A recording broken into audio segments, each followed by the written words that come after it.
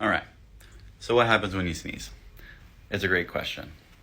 Also, I'm a pacer, so I'm gonna walk and talk at the same time. Oh, and yesterday, someone came for me about this. This is not a hickey. My body just decided to revert back to a 13-year-old boy, and I have an ingrown hair from shaving. So, leave my body alone. But anyways, when people sneeze, whether it's laughing, coughing, sneezing, running, jumping, like I've said before in other videos, that puts a lot of pressure in our abdomen, and that pressure goes directly on top of the bladder.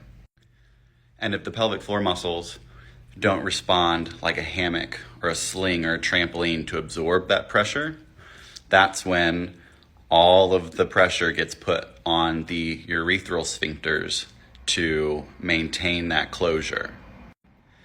And if those sphincters aren't strong enough to maintain that closure, that's when you get leaking with things like sneezing and coughing and laughing.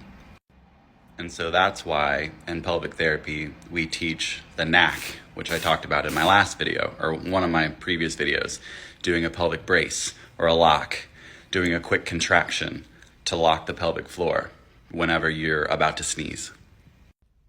So we're gonna do a fun little science experiment. This is obviously your bladder. So when we laugh, cough, or sneeze, actually, hold on. All right, that's more appropriate. But when we laugh, cough, or sneeze, my fingers are the pelvic floor muscles. So when we laugh, cough, or sneeze, you've got this pressure.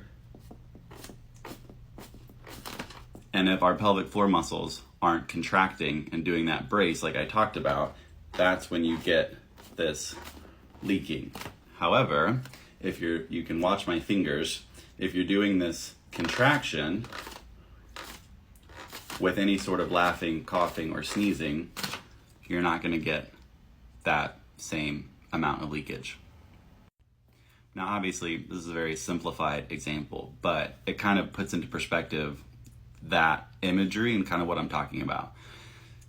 It's really important learning that coordination and that mobility. And if you don't have that coordination to be able to contract at the right time, or if you don't have the strength to be able to contract strong enough against that pressure, then that's where therapy can be helpful.